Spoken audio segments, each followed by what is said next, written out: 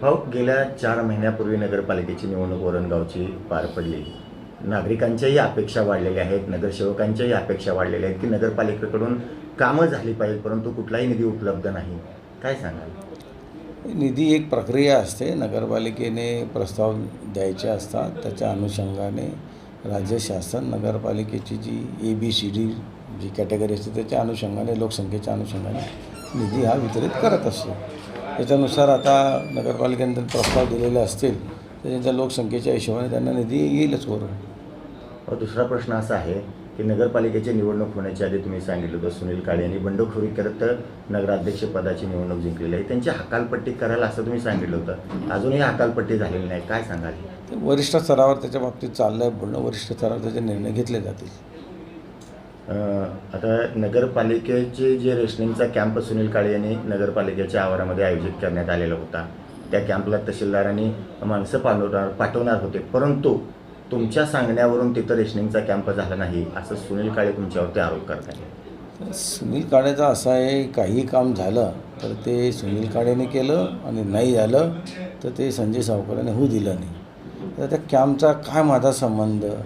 तर ती लोकं का माझ्या मतदारसंघातली नाही आहे का? तिथे कॅम्प व्हावा नाही व्हावा मला काय त्याच्यामध्ये? तर काय असा कॅम्प होत असेल तर प्रत्येक गावामध्ये कॅम्प घेईन मी कशाला त्याला सांगत बसू? त्याला कॅम्प घ्यायचं असेल तर आजही मला सांगत तहसीलदाराला लगेच सांगतो मी काम का घेतला नाही म्हणून.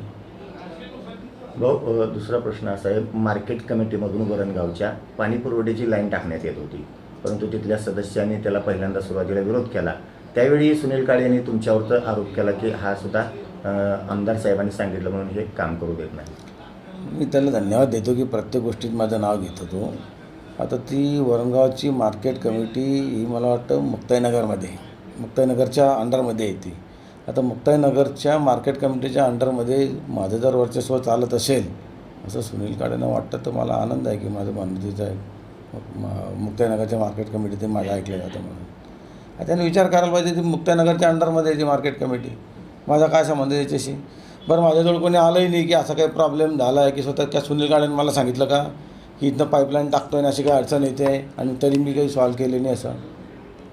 जागतिक महिला दिनाचा कार्यक्रम नगरपालिकेमध्ये आयोजित करण्यात आला होता. त्यावेळी तुमच्या सांगण्यावरून अधिकारीही तिथे आले नाहीत आणि तुमचे जे नगरसेवक आहेत त्यांनी रस्त्यावरती कार्यक्रम घेतला असा पण आरोप तुमच्यावरती केला जातो. कोणत्या अधिकाऱ्याला मी कशाला रिकामे कामं करत बसू? मला काही दुसरे कामधंदे नाही का वरणगाव पाहत बसायचे? वरणगावमध्ये कोण अधिकारी जातात आणि कोण अधिकारी जात नाही? त्याला असं वाटतं की मला सगळं लक्ष माझं तिकडेच असं, याने काय कार्यक्रम घेतला तर होऊ द्यायचं नाही. अरे मला काय पडलं आहे? तो काय कार्यक्रम घेशील त्याचे माझा काय संबंध असतो? आम्ही आमचे कार्यक्रम वेगळे घेत असतो इथे. तर माझी मिसेस भुसावळे कार्यक्रम घेतले ते महिला दिनानिमित्तचे तिथेही घेतला असेल. मला तर माहिती नाही की तिथे माझ्या मिसेसने काही कार्यक्रम घेतला आणि तिला बोलवलं म्हणून. माजी सभापती राजेंद्र चौधरींनी सुद्धा एक स्टेटमेंट केलं की आमदार संजय सावकर यांनी माझा केसाने गळा कापला. बाबा, आता कशाचा केसाने गळा कापला? तो काय करतो? कुठे असतो? नेमका कोणत्या पक्षात आहे? कोणता त्याचा नेता आहे? एक तर त्यानेच तपासावं आणि सांगावं कशा बाबतीत केसाने गळा कापला त्याचा. त्याने स्वतः कबूल केलं आहे की नगरपालिकेत तो जरी आमच्याकडे फिरत होता तरी त्याने विरोधात काम केलं आहे छुप्या पद्धतीने. त्यांनी स्वतः सांगितलेलं आहे. त्याच्यामुळे कोणी कोणाचा गळा कापला हे लोकच ठरवतील.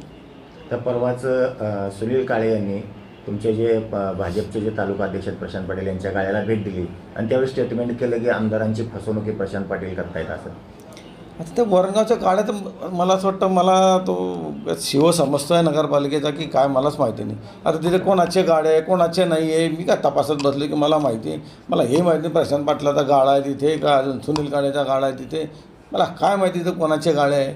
आता त्या वरणगावामध्ये तर असं झालं आहे, काही झालं चांगलं केलं सुनील काळेंनी केलं, नाही झालं आमदारांनी होऊ दिलं नाही. बस एकच चाललं त्याचा कार्यक्रम चालू दे मला.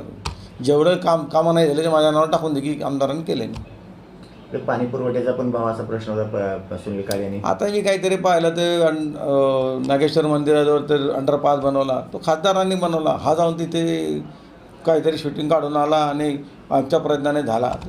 तिथे केंद्राबिंद्रात जाऊन कामं करून येतो तर मोठी माणूस आहे तो, काय बोलणार त्याला? पाणी पुरवठ्याच्या ठेकेदारांनी पण आरोप केले होते कोणावर? सुनील काळे यांच्यावरती. ते सगळ्या लोकांनी ऐकले ते सुनील काळेवर काय आरोप केले त्याने की कसे पैसे घेतले आणि तरी काय त्रास दिला म्हणून. मी काय सांगू त्या बाबतीमध्ये. हो, शेवटचा एक प्रश्न असा आहे, भारतीय जनता पार्टीची वरणगावमध्ये 14 नगरसेवक निवडून आले, परंतु कुठंतरी नगराध्यक्ष पदाला हार पत्करावं लागली. काय घडलं नेमकं, यामागचं काय? त्याने जी स्ट्रॅटेजी अवलंबली ना, रडून लोकांच्या समोर जाणं, भारतीय जनता पार्टीच्या विरोधात बोलून मुस्लिम मतं मिळवली आणि रडून लोकांना मी किती हे आहे, निष्पाप आहे, माझ्यावर कसा अन्याय होते हे तो सांगून लोकांची सहानुभूती त्यांनी मिळवली. दुसरं काही नाही. तुमचे जे काही नगरसेवक आहेत त्यांचे जे काही घरं होते, टावर वगैरे बसवले, त्यांना सुद्धा जाणीवपूर्वक त्यांनी अडचणी निर्माण करण्याचा प्रयत्न केला, असं नोटिसा वगैरे काढले. काढू दे त्याला. आमचे नगरसेवक समर्थ देतील त्याला उत्तर. परवानग्या काढलेल्याच असतील सगळ्यांनी. नसेल काढला परवानग्या तर टावर तोडून टाकू. होऊ द्या लोकांच्या जनतेला त्रास. टावर तुटलं तर काय होणार आहे? तिथले मोबाईलचे कनेक्शन संपतील, लोकांना त्रास होईल. त्याची जर इच्छा असेल लोकांना त्रास व्हावा, आपण ते सांगू परवानगी नसेल काढेल तर नगरपालिकेने टावर तोडावे, काढून टाकावे टावर. एकीकडे भाऊ पाहिलं तर नगरपालिका जशी निवडणूक झाली तशी आता 3 वेळा मुख्याधिकारी बदललेले आहेत. काय सांगायला हे? पण तुमच्यावरती आरोप केला जात आहे की मुख्याधिकारी बदलायला सुद्धा संजय सावकारे जबाबदार आहेत. तुम्ही मुख्याधिकाऱ्यांना विचारा. मी कधी त्या मुख्याधिकाऱ्यांना फोनही केला आहे का? तो मागचा मुख्याधिकारी होता त्यालाही कधी फोन केले नाही. आता कोण आला तेही मला माहिती नाही. कोणाकडे चार्ज होता त्यालाही कधी फोन केला नाही. आणि कोण आता नवीन आला त्याच्या जगात त्यालाही फोन केला नाही. विचारून पहा तुम्ही. माझं कधी बोलणंही नसतं आणि काही नाही. मी सांगितलं तुम्हाला, काहीही झालं की संजय सावकारांनी केलं. त्याला असं ते नाव भेटून गेलं तिथे. मीच केलं सगळं.